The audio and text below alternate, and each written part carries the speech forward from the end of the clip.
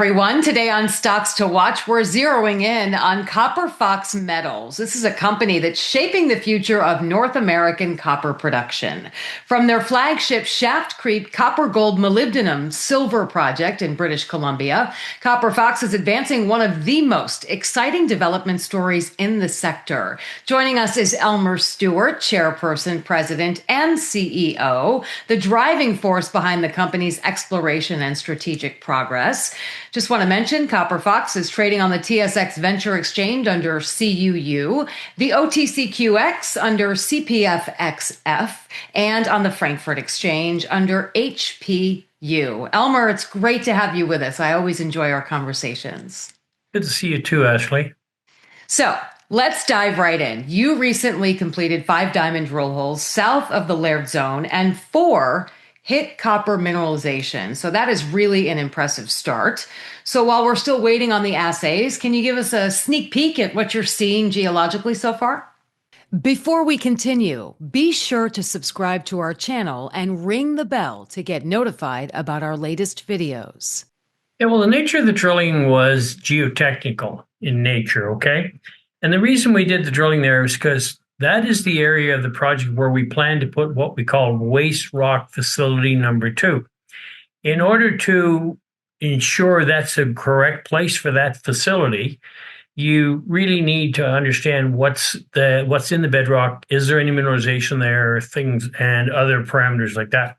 So until we get the analytical results back, a little too early to speculate on what they mean, because typically you're looking for intervals, broad intervals of what we call reasonable grade mineralization, and there's a lot of details that goes into that. But until we get those the analytics back, it's kind of hard to say what the significance of them would be. So I'd rather not try to speculate. Okay, so given that, any kind of grades or thresholds that you're hoping to see that would tell you this area really deserves further drilling or even inclusion in your resource model? Well, what it did tell us is that clearly the mineralization in the bornite, the Liard zone, and in the West Breccia zone extends to the south. So until we get the analytical results back and we're able to look at the intervals and we're able to look at the grades of copper, gold, molybdenum, and silver, because that's typically the style of mineralization you see at Schaft Creek, and then it's going to be too early to tell. And I don't like speculating in this business because typically when you speculate, you'll probably be wrong. But once we get those back, then we'll be able to determine whether the mineralization is of significant interest. And if it is, then clearly the mineralization extends to the south. Mm. Then Tech, as operator, would have to take a look at that and say, okay, well, that's if it came back as significant mineralization, they're going to have to determine then how do we reconfigure waste rocks facility number 2. Got it. And so the fact that you're not speculating, I would say is very responsible of you. I also understand that there are surveys over the proposed rock storage areas underway. So what would you say those results reveal about the ground conditions or even water movement, and how do they really influence your planning here? Yeah, part of the program in 2025 was to map the subsurface below those proposed waste rock storage facilities. And to do that, we did 2 types of surveys. One was the seismic refraction, and the other was electrical resistivity tomography. And I know it's a mouthful, but anyway, the surveys they're focused on 2 things. The seismic survey basically focuses on the depth of the overburden. It'll give you a really good idea what the depth of the overburden is, because you need to know that. And it also shows you where the overburden bedrock interface is. So it's important to know that the overburden, the characteristics and the depth of the overburden underlying your facility, the waste rock facilities. And the other survey basically was mapping the resistivities of the bedrock. And what you're looking for there are things like fault zones, areas of broken rock, porous zones. And the reason why you need to know those, because you need to design the facility to be able to contain any runoff water that would be caused due to the snow conditions or rain or things like that. So that's why we did the tomography surveys. Okay, understood. And yes, it is a mouthful. So That on is. on the environmental front, you've been conducting everything from archaeological to glacier and meteorological studies. So how would you say these efforts really strengthen your environmental baseline and set the stage for future permitting? Well, these studies were fundamental to moving the project forward, partly because you need the results of them. And so, for example, the archaeological, what we're really doing is we're working to map out any historical indigenous activity within the project area. And what you're doing is you're saying, well, was that area used as a campsite? How long did they stay here? How was it used like a summer campsite? Or was it just somebody just passing through? And that's important to the indigenous people. And the indigenous group that's in the territory there is the Tahltan. And we've been working with them and in employing their contractors to help us get that archaeological work done. But as far as the climatic zone and the water and the fish and the wildlife studies, Mhm. we need to establish the background, a longer term background, is to see what level or what changes we've seen over a considerable period of time. And that's critical to starting to establish background levels in which you would need to do if you wanted to start the permitting process. So yeah, critically important. I know people probably don't put much emphasis on it, but I can tell you they're very critical. And once you go to the permitting process without the information, you wouldn't qualify even to enter the permitting process. Yeah, critical and fascinating, actually. Personally, I find it fascinating when you're looking, like you said, the wildlife or, Mhm. who is in the area, all of that, and how that can determine where you move forward is very important, critically important. I Mhm. also understand that the geometallurgical studies are another big focus for Copper Fox. So, do you anticipate those findings could really shape the mine pan or pit design and as you advance towards the next Well, phase, would you say? let me give you a little bit of a background there. The whole focus of the geometallurgical work is to determine the metal response from each part of the project. Now, look at it this way: the deposit is about 1.5 kilometers long by up to 1 kilometer wide. It goes probably 500 meters below surface. And so across that, we got three zones of mineralization.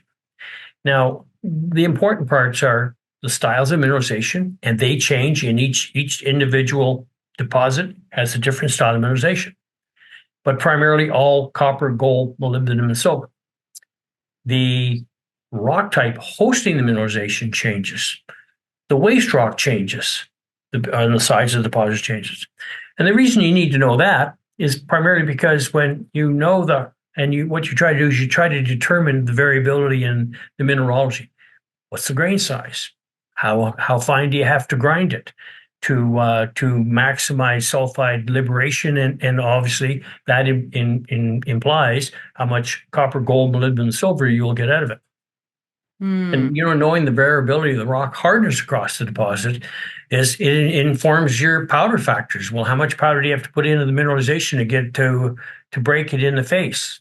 Same thing with waste rock, because those are different, and every time they're different, it goes to the cost of mining.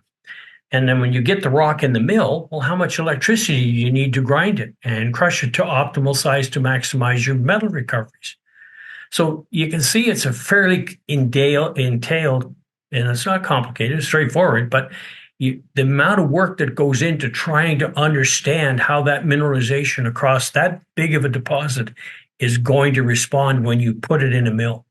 And you Hmm. get a lot of information on costing, what mining costs, grinding costs, consumables costs. So it's quite important. The other thing is too, it also, when you go to design your mill, based on the information from the geometallurgical report, it will dictate the milling process. Now that could impact the capital cost of the mill. If it's a simple process, then the cost should come down. If it's a little bit more elaborate, well, then the cost would have to go up to a bit of it. But the key is to optimize the metal recoveries over the life of the mine. Certainly, you're making tremendous progress. What would you say is next on the road to the pre-feasibility study?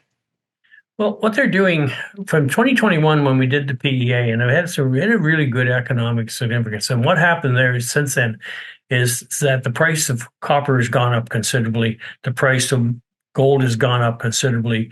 Molybdenum has gone up considerably based on the numbers we used in 2021. And the price of silver has gone up considerably as well. And the valuation of Schaft Creek is impacted by metal pricing. And so we use 325 a pound copper. Right now we're using 425. And in our presentation, if a viewer wants to look at it, go to our website, look at the Schaft Creek presentation or the corporate presentation, and you'll see what they call a tornado chart. And it'll show you how the valuation changed for copper, moly, and gold, primarily because those are the main economic drivers. And it'll show you how incremental increases in like 25 cent a pound increase, how it affects the EBITDA or the after-tax valuation. Same for gold, same for molybdenum, big drivers. And so the implied value has gone up considerably from what you would see if you read one of our reports that were done in, say, the preliminary economic assessment for Schaft Creek. Same thing for the Van Dyke project as well. And Elmer, for investors who are maybe not familiar with your website, it's copperfoxmetals.com. Very simple. They can find that information there on your website. And, for those that are just learning about the company or for investors looking in the copper space right now, why do you believe that your company, Copper Fox Metals, really stands out as a must-watch opportunity? What are the top 3 reasons? Well, I think first and foremost, whereas the projects are located in geopolitically stable, big copper provinces in North America. And I think what's going on now in the world, people should look at that.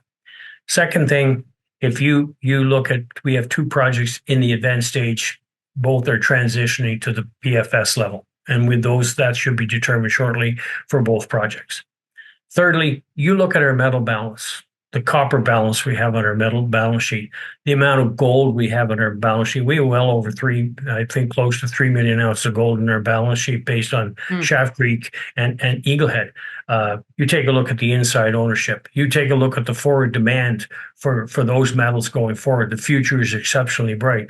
And in addition to that, we provide, this company has good exposure to potentially an exploration discovery in the Laramide province of Arizona. And the other thing is, I think it's quite important, I think shareholders should know, or potential shareholders should know, is that the inside ownership of the company, of the insiders, is definitely aligned with the other shareholders in the company. Okay. Well, those are fantastic points. I mean, and with you at the helm, Elmer, I can't think of a better reason to look into the company and potentially invest and all the tremendous work you're doing. So thank you for giving us an update on that. And a brief overview of your company, Elmer Stewart, Chairperson, President, and CEO, again, of Copper Fox Metals, a company really advancing one of North America's most promising copper projects. And again, they are listed on the TSX Venture Exchange under CUU, the OTCQX in the United States, CPFXF, and the Frankfurt Stock Exchange under HPU. I'm Ashley Berry, and this has been a fun episode of Stocks to Watch with Elmer Stewart. Thanks again, Elmer. Thank you, Ashley.